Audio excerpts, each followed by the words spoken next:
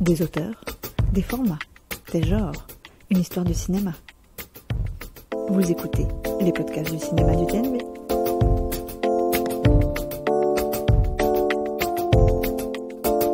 L'interview post-it de Samir Ghesmi au bar du TNB.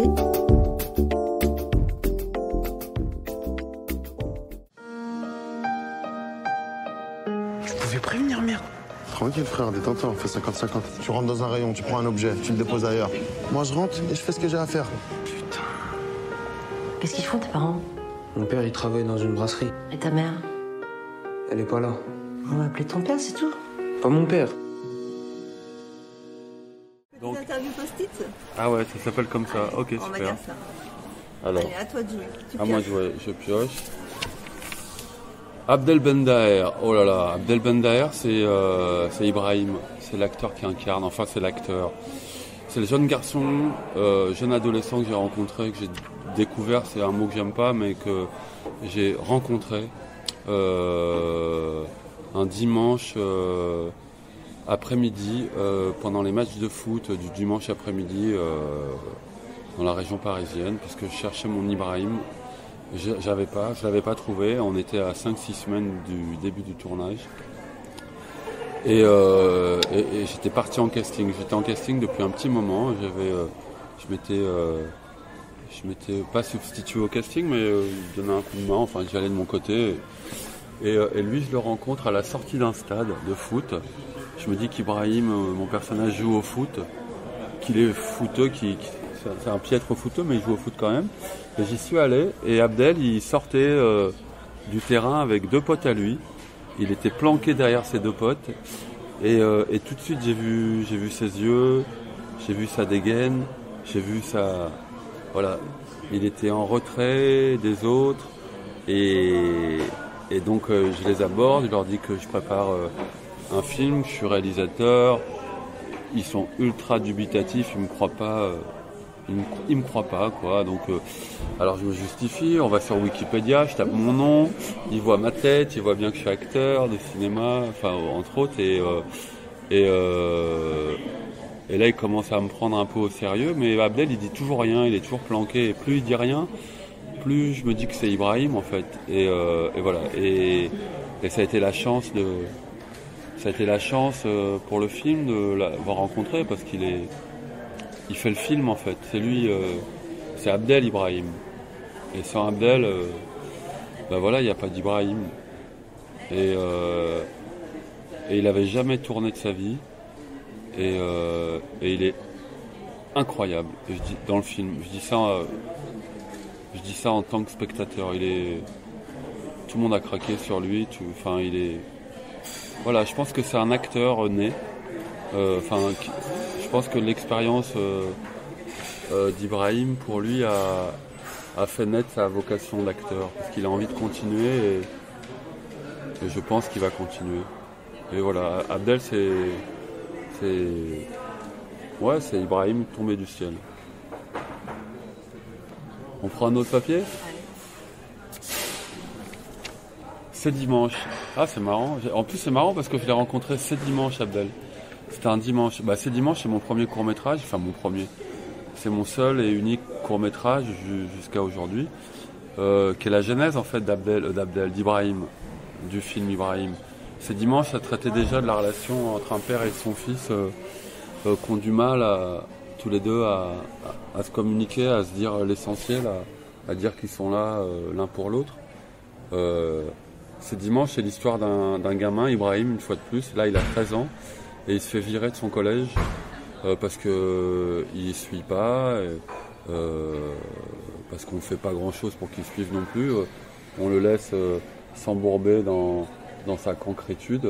Et donc il se fait virer du collège pour rejoindre un lycée technique, pour préparer un CAP d'employé de comptabilité et de secrétariat. Et il va annoncer la nouvelle à son père, parce qu'il doit faire signer le document d'affectation.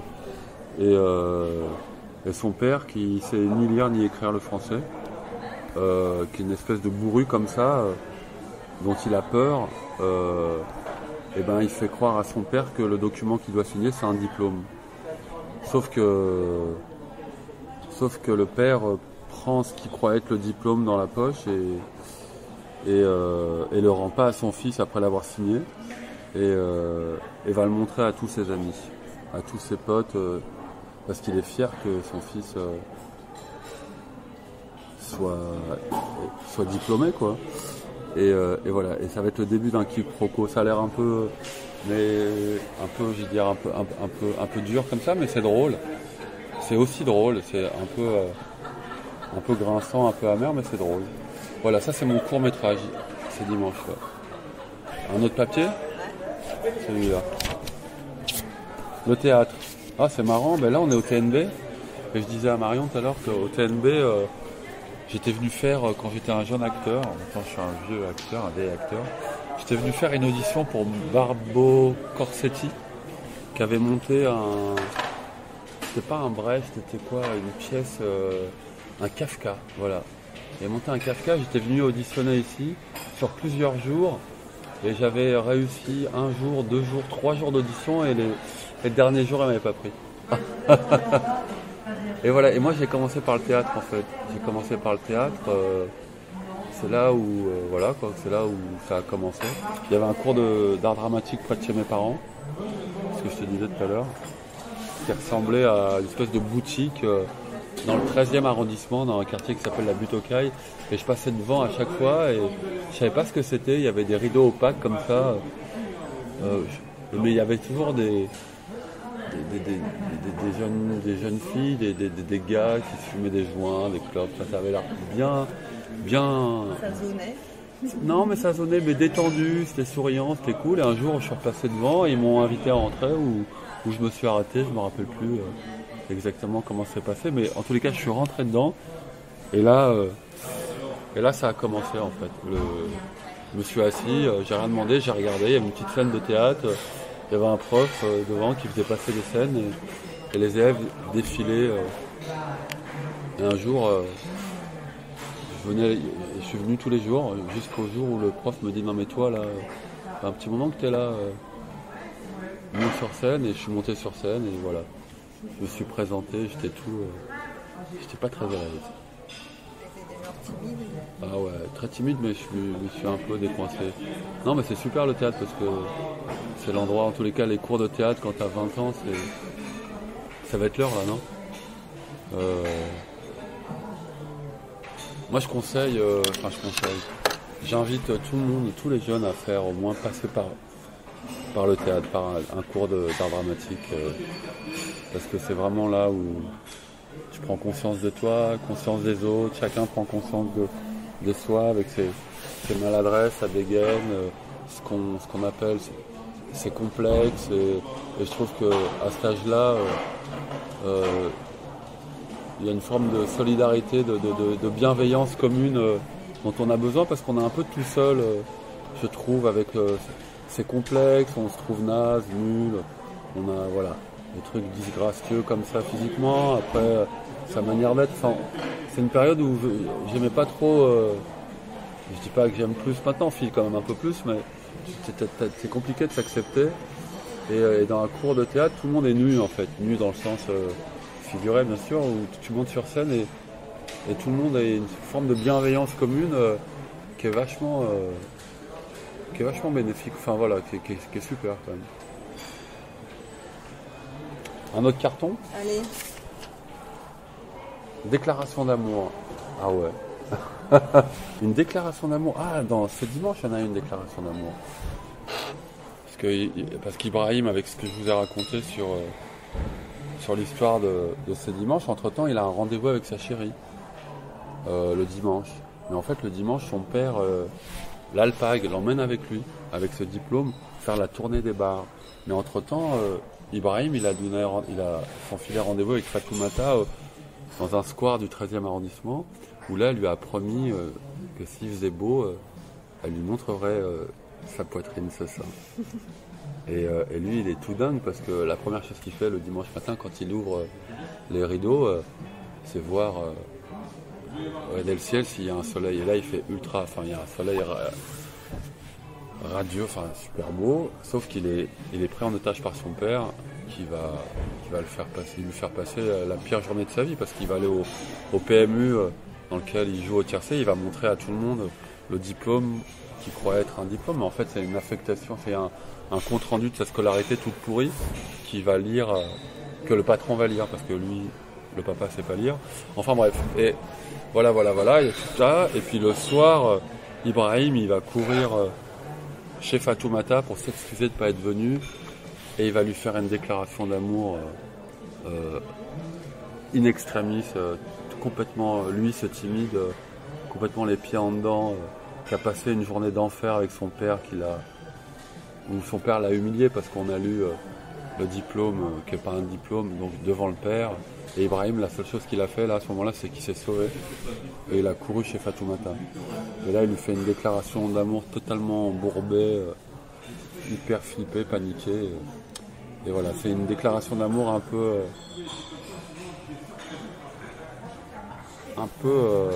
pas sereine, mais déclaration d'amour quand même. Voilà. Ibrahim. Ah bah Ibrahim.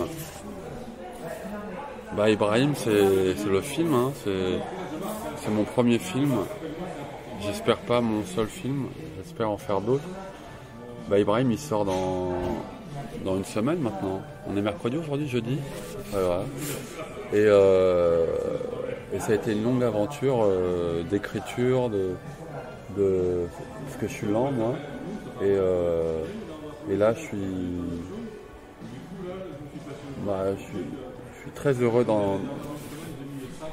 de donner Ibrahim, quoi, de le donner à voir, parce que je suis content. Il est grand maintenant, il va falloir qu'il me lâche parce que parce que je l'ai trimballé trop longtemps, très longtemps.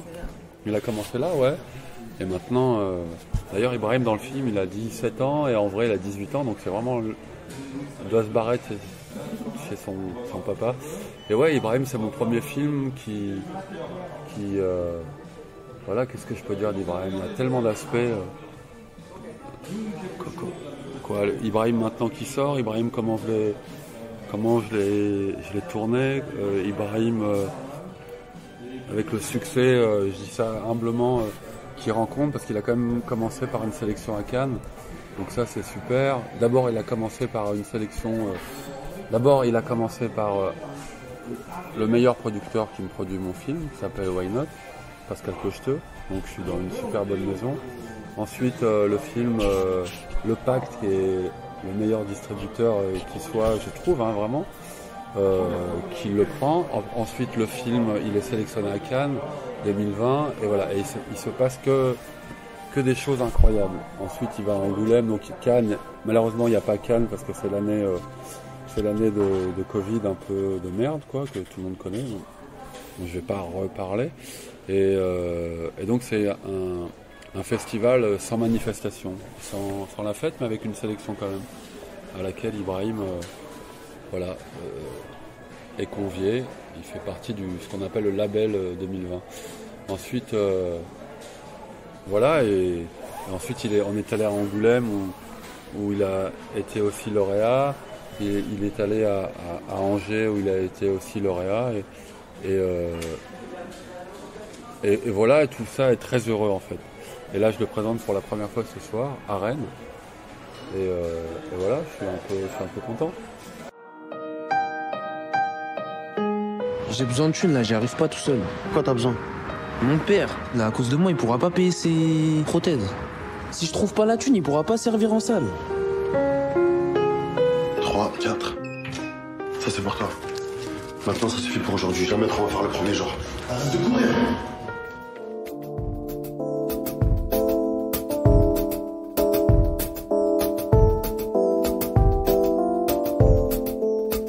Retrouvez tous les podcasts sur tnb.fr.